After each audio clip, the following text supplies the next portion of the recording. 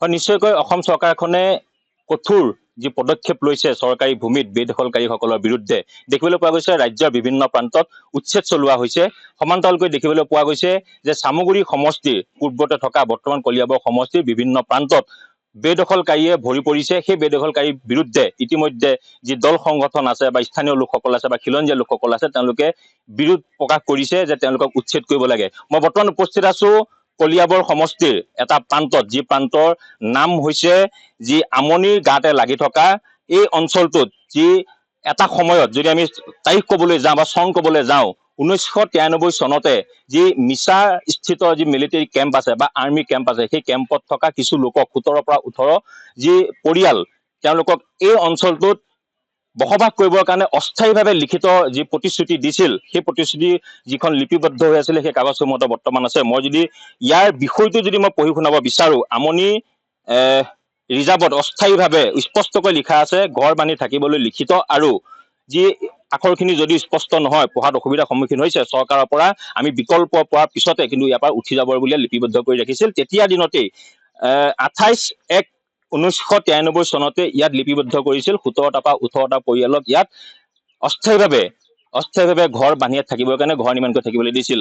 আজি এই অঞ্চলটোক লৈ সন্দেহ প্ৰকাশ কৰিছে স্থানীয় দল সংগঠনে। মোৰ লগত উপস্থিত আছে দল সংগঠনৰ লোক, আৰু মোৰ বাওঁফালে উপস্থিত আছে ইয়াত থকা সেই যি অস্থায়ী লোকসকল, অস্থায়ীভাৱে ইয়াত যি থাকিবলৈ ঘৰ বান্ধিবৰ কাৰণে চৰকাৰে দিছিল, সেই লোকসকল মোৰ লগত উপস্থিত আছে। প্ৰথমে আপোনালোকৰ কাষলৈ আহিবলৈ বিচাৰিছো যে ইয়াত এটা অভিযোগ উত্থাপন হৈছে, ইয়াত অসম ৰাজ্যৰ বা বহিৰ ৰাজ্যৰ যদি ক'বলৈ যাওঁ সন্দেহযুক্ত লোকে ইয়াত বসবাস কৰিছে। কিন্তু এখন কাগজে আপোনালোকৰ দুই পক্ষৰ মাজতে এটা বিবাদ সূচনা কৰিছে, যি সূচনা হৈছে 93-ত আপোনালোকে কিন্তু অস্থায়ীভাৱে ইয়াত লিপিবদ্ধ কৰিছিল যে অস্থায়ীভাৱে ইয়াত আপোনালোকক থাকিব পাৰিব, যদি চৰকাৰৰ প্ৰয়োজন হয় বা যদি আপোনালোকে বিকল্প পোৱা যায় ইয়াৰ পৰা উঠি যাব লাগিব। কিন্তু আজি দেখিবলৈ পোৱা গৈছে 17টা 18টা পৰিয়ালৰ বাহিৰেও ইয়াত বহু লোকে বসবাস কৰিছে। কোন হয় সকল, কিহৰ কাৰণে আহিব পালে?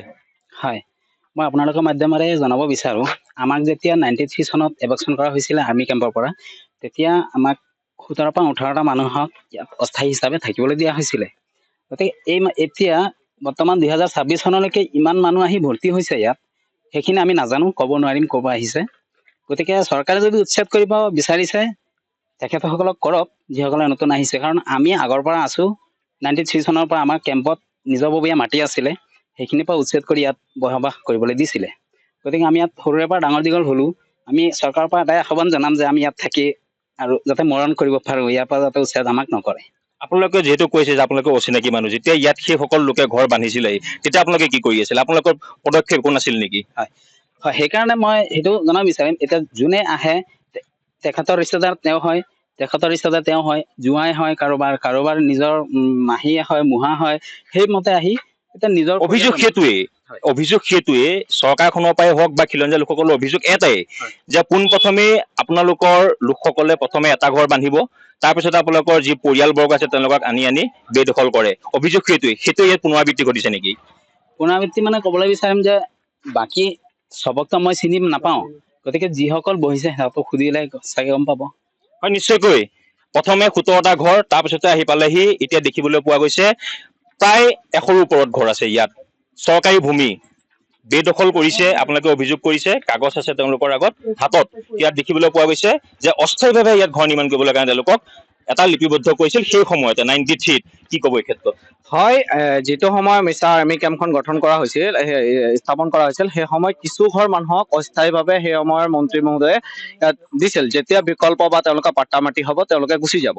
কিন্তু আজি দেখা গৈ আছে ইয়াত বহুতো অচিনাকি মানুহে ভৰি পৰিছে, আৰু বিশেষকৈ যেতিয়া আমি উৰিয়াম ঘাটৰ উচ্ছেদ হৈছিল তেতিয়া আমি এখন অদৃশ্য এখন গাঁও দেখা পাইছিলো, জোৱাই গাঁও।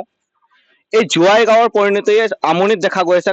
কোনোবাই কয় মোৰ জোৱাই, কোনোবাই কয় মোৰ মাহী, কোনোবাই কয় মোৰ পেহী, এনেকুৱা কৈ অচিনাকি মানুহে ভৰি পৰিছে। আজি আপুনি চাইছে যে নিজৰ যিখিনি স্থায়ী মানুহ, যিসকলে প্ৰকৃত বহিব দিছিল 14 ঘৰ মানুহ, সিহঁতেও চিনি নাপায়।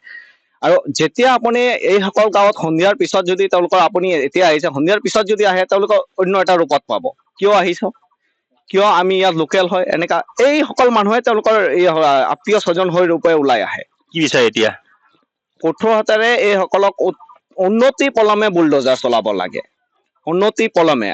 বাৰে বাৰে আমি মুখ্যমন্ত্ৰী মহোদয়ে কৈছো মধ্য অসমত উচ্ছেদ হ'ব লাগে, কিন্তু এতিয়ালৈকে দেখা নাই। মাহিয়াৰ হয়, ডিষ্ট্ৰিক্ট এটা হৈ আছে। হয়, নিশ্চয়কৈ উচ্ছেদ বিচাৰিছে। মোৰ লগত ইয়াত উপস্থিত আছে আৰু দল সংগঠনৰ লগতে স্থায়ী লোক উপস্থিত আছে। মই আপোনাৰ কাষলৈ আহিছো। আপোনালোক এই গাঁৱৰে লগতে লাগি থকা বাসিন্দা। প্ৰথমে গাঁওখন নামটো জানিব বিচাৰিছিলো। এই গাঁওখনটো আমি জনামতে পল্টন কুজা বুলি কয়। আমি সৰুৰ পৰা যিটো শুনি আহিছোঁ আৰু সঁচা কথা আমাৰ জ্যেষ্ঠ যিজন কৈ গৈছে ইহঁতক অস্থায়ীভাৱে যিটো 14 ঘৰ 15 ঘৰ তেনেকৈ দিছিলে অস্থায়ী হিচাপে বহিবলৈ, কিন্তু আজি ইমানেই ইয়াত ঘৰ বাঢ়ি গৈছে যে আমিয়ে চিনি নাপাওঁ বা সিহঁতৰ মানুহে চিনি নাপায় যে ক'ৰ পৰা আহিছে, কেনেকৈ বহিলে, কোন ডিষ্ট্ৰিক্টৰ পৰা আহিছে। আৰু এইখিনি উচ্ছেদ হ'ব লাগে, সেইটো আমি স্থানীয় হিচাপে আমি জনাইছোঁ। আৰু এটা কথা, যিকোনো আমাৰ এইখিনি এৰিয়াৰ আমনি চোৰ ডকাইত যিমান যি আছে চব এই ৰিজাৰ্ভতে চব সোমাই আছে। যিকোনো বস্তু চোৰ, মটৰ কক, তাৰপাছত আপোনাৰ বিভিন্ন ধৰণৰ বস্তু আমনিৰ পৰা চোৰ ডকাইত যি হয় গোটেইখিনি লাষ্টত গৈ থৈ এই পল্টন কুজা গাঁৱতে চোৰবিলাক ওলায়। নিশ্চয়কৈ গুৰুতৰ অভিযোগ পল্টন কুচা গাঁৱত আছে। চোৰ ডকাইত ডাক বেপাৰী সকলোবোৰ ইয়াত আছে। এই সকলো লোক কোন হয়? হয়, তেখেতক কোৱাৰ বাবে ধন্যবাদ। কিন্তু মই বিচাৰো ইয়াত ড্ৰাগছ খোৱা এটাও নাপাব। কিন্তু এই মানুহজনে যে ক'লে, মই যদি কওঁ আছে ইয়াত আপোনাৰ পিছফালে থকা এটা ঘৰত আমি নিজে আহি বাতৰি সম্প্ৰচাৰ কৰিছিলো, ইয়াত ড্ৰাগছ বেপাৰীও আছিলে। মই অৱগত নহয়, তেতিয়া চাগে মই বাহিৰত আছিলো। কিন্তু এতিয়া বৰ্তমান এইটো অৱস্থাত নাই। আৰু তেখেতে কোৱা মতে যে আমাৰ ইয়াত যদি মানুহ সোমাই ৰাতি বা অন্য এটা ৰূপত পায়, এই কথাটো মই খুবেই মানে বেয়া পালো। কাৰণ এইটো আমাৰ ইয়াত নহয়। আমি ইয়াত হিন্দু মুছলমান চবেই মিলি জুলি চলি আছো। ইয়াত কোনো ধৰণৰ আচলতে সেইটো নহয়, হিন্দু মুছলমান মিলিজুলি চোৱা কথাটো নহয়। সম্প্ৰীতি নিদৰ্শন প্ৰতিটো প্ৰান্ততে দেখিবলৈ পোৱা যায়। কিন্তু আমাৰ আজি ইয়াত উপস্থিত হোৱা এই লোকসকলে এটা অভিযোগ কৰিছে, আপোনালোকক 17 পৰা 18 ঘৰ ইয়াত দিছিলে অস্থায়ীভাৱে থাকিবৰ কাৰণে। মোক সহযোগীজনক অলপ দৃশ্য দেখুৱাবলৈ অনুৰোধ কৰিছো। সমান্তৰালকৈ ইয়াত আপোনালোকে আজি 17টা 18টা ঘৰ নহয়, ইয়াত 100ৰো অধিক ঘৰ ইয়াত সংস্থাপন হলি বা ইয়াত ঘৰ নিৰ্মাণ কৰিলে। এই সকলো লোক আচলতে কোনে? আপোনালোকে কিয় বাধা নিদিলে? কিয় আজি এই পৰিৱেশটো সৃষ্টি কৰিবৰ কাৰণে আপোনালোকে তাত উঠি পৰি লাগিলে? হয়, এতিয়া যদি কোনোবাই কয় মোৰ জোৱাই হয়, ইয়াত মই নিজে জগা দিছো, প্ৰমাণ লৈছিল যোৱা। ইয়াতো চিৰাং ডিষ্ট্ৰিক্টৰ মানুহ আছে বুলি গম পাইছো। হয়, প্ৰমাণ মানে আমাৰ গাঁওবুঢ়া আছে। গাঁওবুঢ়া আহি নিজে জগা দিছে। গাঁওবুঢ়া নিজে ক'ব পাৰিব। কাৰণ গাঁওবুঢ়া কোন? গাঁওবুঢ়া ৰূপেশ বৰাই, আমাৰ ডিজিবস্তি গাঁওবুঢ়া। গাঁওবুঢ়া চবক চিনি পায় আৰু তেখেতে ক'ব পাৰিব। কাৰণ আমি তেতিয়া 93 চনত মোৰ বয়সে আছিল 2 বছৰ। তেতিয়াৰ পৰা আমাৰ ইহঁতৰ সন্মুখতে ডাঙৰ দীঘল হলো। গাঁওবুঢ়া ক'ব পাৰিব এইখিনি কোন কেনেধৰণৰ মানুহ আছে বা কি পৰিস্থিতিত মানুহ আছে, সেইখিনি গাঁওবুঢ়া ক'ব পাৰিব। হয়, নিশ্চয়কৈ ডিজু বস্তি কিছু লোকে কৈছে পল্টন কুচা। মই অসম ছাত্ৰ জনজাতি ছাত্ৰ সন্থা আছে মোৰ লগত উপস্থিত। মই আপোনাৰ ঘৰলৈ আহিছো। যিহেতু দেখিবলৈ পোৱা গৈছে এই কাগজখনতে লিপিবদ্ধ হৈ আছে অস্থায়ীভাৱে তেওঁলোকক ইয়াত থাকিবলৈ কাৰণে আছিল 17টা বা 18টা পৰিয়াল। কিন্তু আজি দেখিবলৈ পোৱা গৈছে অভিযোগ উত্থাপন হৈছে এই অঞ্চলটোত অসামাজিক কাৰ্যকলাপৰ লগত জড়িত থকা লোকসকল ইয়াত বসবাস কৰিছে বিভিন্ন প্ৰান্তৰ পৰা আহি। আমি যদি কওঁ ইয়াত স্থায়ী লোকসকলৰ ওপৰত এটা বোজা সৃষ্টি হৈছে আৰু আপোনালোকে অভিযোগ কৰিছে উচ্ছেদ হ'ব লাগে। এই ক্ষেত্ৰত কি ক'ব? এই ক্ষেত্ৰত আমি অসমৰ ছাত্ৰ সন্থা একেমুখে ক'ব বিচাৰিছো, যিহেতুকে 1993 চনত যেতিয়া আমাৰ উদ্যোগ মন্ত্ৰী বৰলাম নাগছাৰ ডাঙৰীয়া আছিল, সেই সময়ত আমাৰ সেই 1993 চনত আমাৰ ইয়াত আৰ্মি কেম্প নিৰ্মাণ হ'ল। তেতিয়া এই লোকসকলে তাত বসবাস কৰি আছিলে কেইবাটা ঘৰ। তেওঁলোকক সেই সময়ত আমাৰ বৰলাম নাগছাৰ ডাঙৰীয়াই মানৱতা খাতিৰত এই গেজেং ৰিজাৰ্ভ মাটি যিটো তেওঁলোকক অস্থায়ীভাৱে থাকিবলৈ দিছিল। কিন্তু পৰিৱৰ্তন সময়ত এতিয়া আমি দেখিবলৈ পাইছো ইয়াত 100তকৈ অধিক লোক ইয়াত বসবাস কৰিছে। ইয়াত মানে অবৈধভাৱে বেদখল কৰি ৰাখিছে।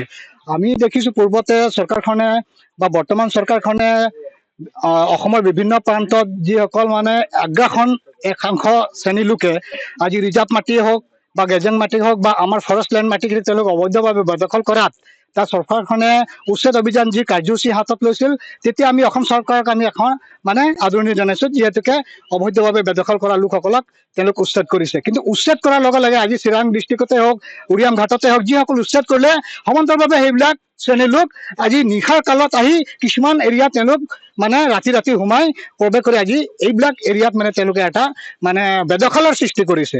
যাৰ ফলত এই অঞ্চলসমূহত আমি বিভিন্ন সময়ত দেখিবলৈ পাইছো ইয়াত অকাৰ্য মানে সমাজবাদী কাৰ্যখিনি ইয়াত মানে পৰিপূৰ্ণ হৈছে। ইয়াত এই লোক সোমৰ কাৰণে মানৱতা খাতিৰত সেই সময়ত বৰলাম ডাঙৰীয়া ছাৰে ইয়াত তেওঁলোক কেইবাটা ঘৰক ইয়াত মানে বহিবলৈ দিছে অস্থায়ীভাৱে।